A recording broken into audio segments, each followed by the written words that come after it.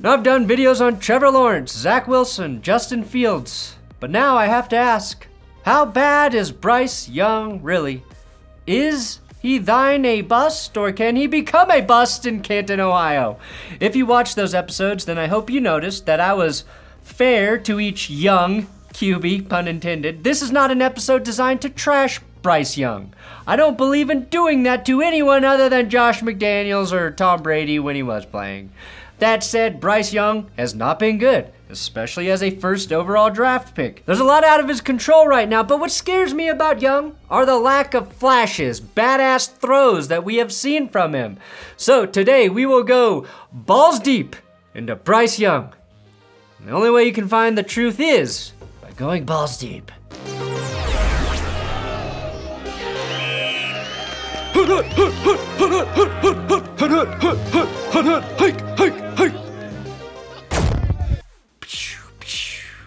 I've got a secret.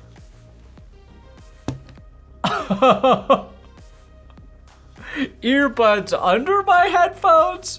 That doesn't make sense. You know what does make sense? Raycon sponsoring today's episode. Buy Raycon.com/thatsgood. I've been using my Raycon earbuds for years, like every night at bed since 2019, so I can attest to their reliability. The only time I've replaced them was when I lost a pair on a trip. And since Raycons are the most competitively priced premium audio products out there, it wasn't a big deal. Raycon also has a new line of home and tech products, including a really convenient faucet filter for your water. Right now, Raycon has a massive Black Friday and Cyber Monday sale across their site with select products featuring up to 50% discounts. And you can save more with their limited time bundles. You can get their tech bundle kit or the everyday audio kit. These are Raycon's biggest holiday discounts ever, and these are awesome gifts to give during the holidays. So go now, as they're only available through November 27th. Use my link below, buyraycon.com/thatsgood to get up to 50% off site-wide. All right, let's go back to just before Bryce Young became the consensus first overall pick. Now, coming out of Maitre D High School in California, Bryce Young actually had his first chance at the starting job when a familiar name enrolled early at USC, quarterback JT Daniels. Daniels actually got to USC in 2018, 2 years before Young enrolled at Alabama. And while Bryce is a rookie in the NFL, JT Daniels is still playing college football. Who is JT Daniels? This guy. Never trust a man with a resting serial killer face. Jeffrey Dahmer. Now, Bryce Young was supposed to become Daniels' successor at USC, where he initially committed to as a 5-star recruit. Neighboring rivals UCLA and Chip Kelly were originally iffy on Bryce Young because of his size, but quickly gave him an offer after USC did. But eventually, it was Nick Saban who came calling, and that's a tough man to turn down, because that's a man who will kidnap your family if you turn him down. That's the secret to his recruiting success. Jeffrey Dahmer. Jeffrey Dahmer. Jeffrey Dahmer. Now, Young goes all the way across country to Alabama, where he began as a backup to McCorkle Jones before winning the Heisman in his first year as a full-time starter and finishing his Bama career in 2022 with 80 touchdown passes and just 12 picks. But unlike McCorkle Jones or Tua before him, Bryce Young never won a national championship, throwing a crucial pick 6 in their 2021 loss to Georgia, then missing the playoffs altogether a year later. In spite of that, and probably because Alabama might not have been as loaded as people realize over the last few years, Young was pretty much the clear-cut first overall pick to most, but not all, scouts. Lance Zierlein of NFL.com called Young a full-field reader whose confident demeanor on the field oozes off the tape but never becomes unbridled cockiness.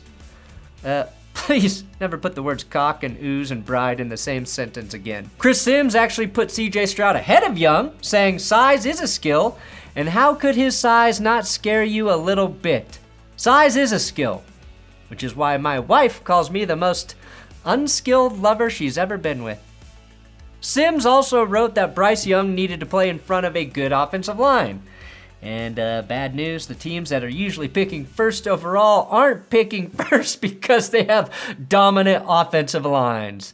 And then there was some evidence, like in that game against LSU, that Bryce Young could be a little less than comfortable when he didn't have a clean pocket, which Alabama usually provided for him. But that's most plays in the NFL, okay? But what Young did was blow teams away in the interview process. Not hard to believe if you've ever listened to the man talk. There weren't any red flags about his personality or his past or his leadership skills. The intangibles really feel like they're as close to A+ as you can get. I've been this size, respectfully my whole life. So you were born 5'10", 200 pounds? Your mom's the real hero when you think about it, Bryce. I know who I am. I know what I can do. And, for me, I think it's fair. Everyone can speculate and ask whatever questions are necessary. But, I'm going to continue to control what I can control. I'm confident in myself. I know what I can do. And, I'm just excited to get to that next level. You can see why the Panthers fell in love with Bryce Young, except for, the head coach. But that's another story. You get why they traded up. It was easy to fall in love with the demeanor and the confidence and the accuracy and the improvisation. He seemed like the safest bet of the top QB prospects. With the recent history of Tua, Mac Jones, and to an extent Jalen Hurts getting the Saban check of approval, Young, I think, was an easy choice for the Panthers. But it hasn't been good so far, and I want to explain why. We should point out that right off the bat, the Panthers' offensive line was missing Austin Corbett and Brady Christensen to start the season, and that's a big factor, taking 11 sacks in the first 3 games to start the year. But in his first game against the Atlanta Falcons, you could see that there was more to it than just turmoil on the offensive line. And you can see on Young's very first interception. This is a good play by Jesse Bates, yes, but this interception is a little bit a result of Young's stature. He's late throwing the ball because he has to drop back an extra step to see the field better and throw the ball to Hayden Hurst. But by that point, Bates has already read him like a book and gets the pick. I think that Young does this to see the field a little bit better, but he has an unorthodox drop back where he slowly backpedals with his feet parallel to the offensive line before finally turning 90 degrees and getting into a throwing position with his shoulder turned. John Elway actually did a similar thing, but he backpedaled a hell of a lot quicker and had a rocket arm, so timing wasn't as much of an issue as it is with Young right now. The good news there, correcting a drop back is an easy thing to do. Young also looks too calm, given the circumstances up front. Rarely do you want to see a quarterback look more anxious in the pocket, but I actually want to see him take a page out of the Peyton Manning drop back playbook and move around in the pocket like he's about to shit his pants every time he throws the ball. Like if he keeps one foot on the ground for too long, he'll get athlete's foot. Obviously, the size is a concern, not just in terms of durability, although he did miss a game already, but because it can throw off your timing, which is part of the reason guys like Russell Wilson and Kyler Murray have to be so good at creating plays off schedule. Those guys also have great arms.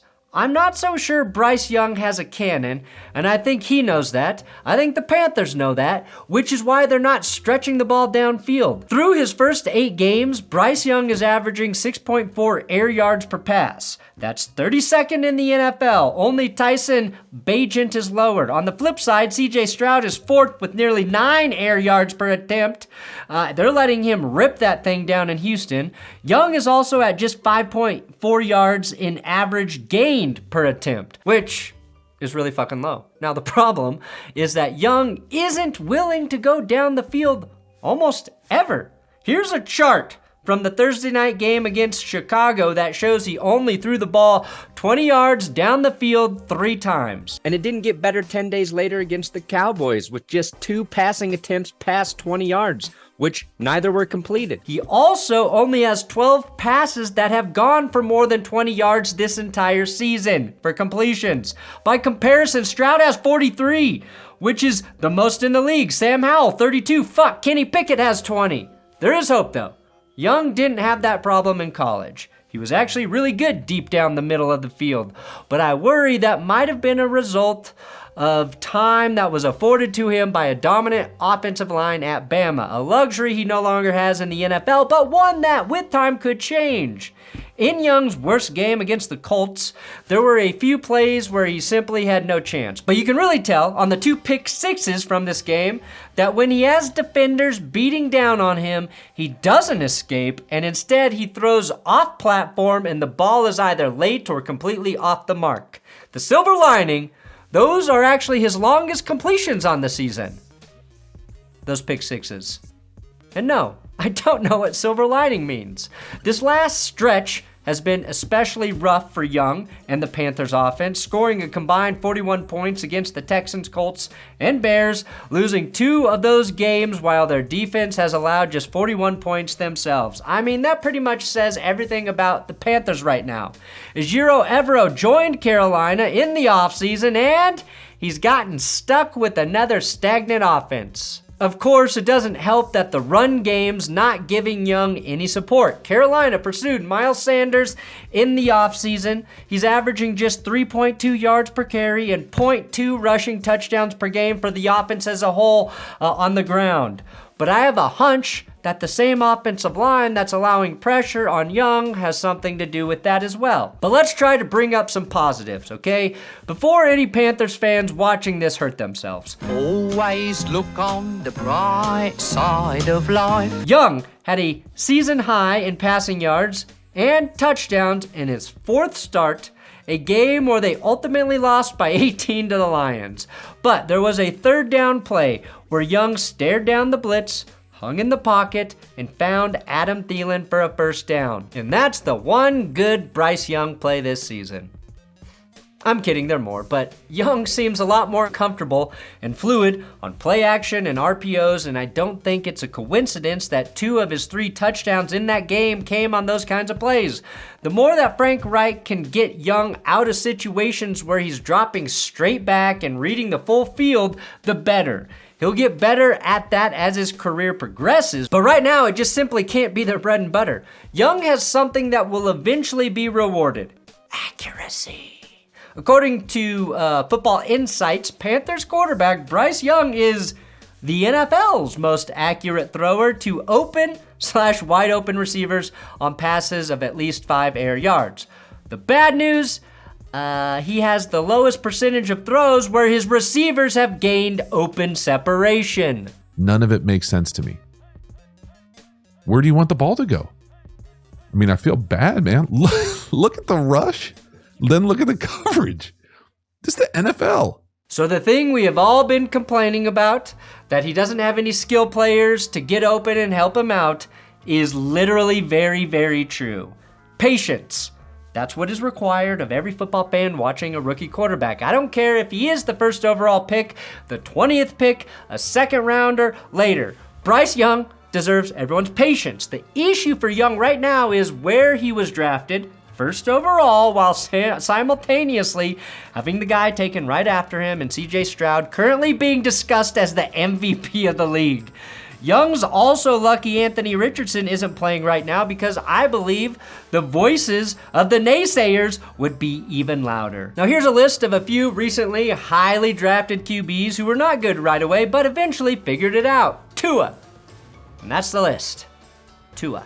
Just kidding, Jared Goff, Trevor Lawrence, who we're actually still waiting to see put it all together, Josh Allen, Geno Smith, Jalen Hurts. Okay, I don't know. There's a real mixed bag there.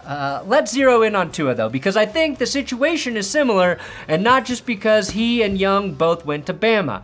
When Tua joined the Dolphins in 2020, his skill players were Devontae Parker, who was coming off his only 1,000-yard receiving season, Preston Williams, and Mike Gesicki. Now, Mike Gesicki and Parker are doing a great job at ensuring Mac Jones never plays another snap of football in New England ever again, and Preston Williams is currently a free agent. Dan Orlovsky recently noted that the Patriots receivers are one of the worst at getting separation. Go back to that insights chart that I mentioned a second ago. Oh, look! That's why Mac Jones sucks too! His receivers can't get open! But even the receivers break open a bit more for Mac Jones than they do in the Panthers. And God help us all if Justin Herbert ever gets a Tyreek Hill type to throw to. Now, Tua's production increased and then skyrocketed when two things happened. First, the Dolphins drafted receiver Jalen Waddle, who broke the rookie receiving record with 104 receptions. Second, Miami fired Brian Flores and brought in an offensive guru and carer about people guy, Mike McDaniel, who went all in and traded for Tyreek Hill. The upgrade at the receiving core from the year 2020 to 2022 for the Dolphins is hard to understate without sounding mean towards Williams, Parker, and Gesicki. So to be nice, I'll just say it's like going from having the capabilities of defending yourself as Daniel Russo to John Wick. Okay? Having to trade away DJ Moore in order to acquire Bryce Young fucked Young's rookie season 4 ways from Sunday. It's easy to say just get playmakers around him and he will thrive. Tyreek Hills do not grow on trees, and the Panthers gave away their draft capital heading into the 2024 draft. That's the double-edged sword of moving into the first overall pick. You limit your ability to continue to draft young, dynamic players to not only help your QB, but form chemistry and grow with. Think about Joe Burrow. He ascended rather quickly, but he tore his ACL as a rookie. The Bengals only won 2 games in his first 10 starts that season, but Joe had some games where you're like, holy shit, this dude is legit. And he had a few games where he was sacked 7 and 8 times. Unlike Carolina, the Bengals had some pieces on offense. Joe Mixon, hell, Gio Bernard was still there, T. Higgins and Tyler Boyd. But in the next draft, the Bengals went out and got Jamar Chase with pick number 5. Chase changed everything for that offense immediately. The Panthers, they can't do that in 2024 via the draft. They would have been able to select Marvin Harrison Jr., but the Bears have their first overall pick. So when I say patience, I mean it in the sense that every young QB deserves, and also because the Panthers are in rebuild purgatory. There's no question in my mind CJ Stroud is a better QB than Young, and time may tell that Tank Dell, Nico Collins, hell, Noah Brown are all incredible. But prior to the season, the big question for both Stroud and Young was, how will these guys play without any proven ball-catching weapons around them? Same question, currently very different results. It would be hard for most seasoned QBs to thrive if their leading receiver was 33-year-old Adam Thielen. Thielen was a great signing by Carolina, but he's a complimentary piece. Unfortunately for the Panthers, the receiver market in 2024, free agency, not promising. You do have Mike Evans and possibly Calvin Ridley, and then a bunch of guys who could be complimentary pieces. They better pray a receiver falls to them at pick 33, which is possible. The questions that remain. Is Frank Reich good? I actually think so. Reich had one of the toughest jobs in Indy with all of the turnover at QB, and he made all of them look good at one point in time, even Carson Wentz. But here's what concerns me. What do Andrew Luck, Jacoby Brissett, Phillip Rivers, Carson Wentz, and Matt Ryan all have in common? You guessed it, they're good Christian men. My wife and my relationship with my wife, she knows what a full cup feels like when I'm giving her my all. I believe that's what Jesus is. Jesus knows what a full cup is. But they're also very tall individuals. Not just regular tall, very tall, with each of them measuring in at least 6'4". Now you big as hell in person. Me? Hell yeah. It's not a well-kept secret that Reich wanted CJ Stroud, a good QB with a tall stature. And I think that's something he's comfortable with. So the question is not how much will Bryce Young adapt to the NFL, but how will Frank Reich adapt to a different kind of quarterback and tailor or adjust his scheme to negate Young's weaknesses? Will Carolina put the pieces around Young? It is going to be tough, like I said, over the next year, but they do have 6 draft picks in 2024, including a second and third rounder, and there's an opportunity to find a playmaker or two in a draft class that's going to be deep on wide receivers. Just add some speed. Any type of speed, and this offense will get better quickly. Of course, they need to get better on the offensive line as well, and it doesn't help that their 2022 first-round pick, Ike Ekwonu, isn't living up to expectations at left tackle. I showed you earlier how Young needs that line to hold up so he can get deep enough to see the middle of the field. I'm not sure how Carolina fixes that in one offseason. I do think Young will get better. He is not playing well, but I think he's playing as well as you could expect in his circumstances. It's what quarterbacks generally do. Drew Brees, also undersized, also accurate, did not play well early in his career with the Chargers. Will the Panthers commit to supporting their investment? That's the real question.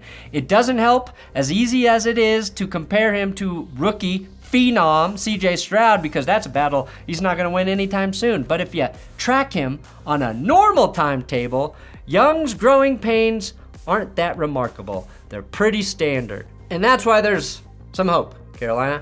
Thanks for watching Balls Deep on Bryce Young. Please subscribe to this YouTube channel if you made it this far into the video. If you made it this far in the video, you gotta ask yourself, why? Why did I listen to this idiot for so long?